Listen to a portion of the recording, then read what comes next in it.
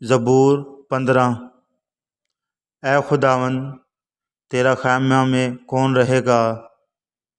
تیرے کوہ مقدس پر کون سکونت کرے گا؟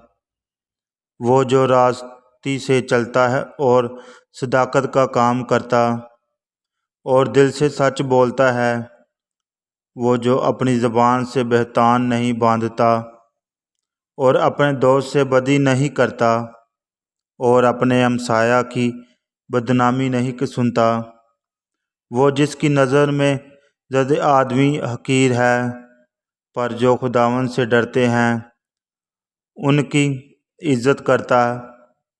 وہ جو قسم کھا کر بدلتا نہیں، خواہ نقصان ہی اٹھائے، وہ جو اپنا روپیہ سود پر نہیں دیتا اور بے گناہ کے خلاف رشوت نہیں لیتا، ایسے کام کرنے والے کبھی جمش نہ کھائیں گے۔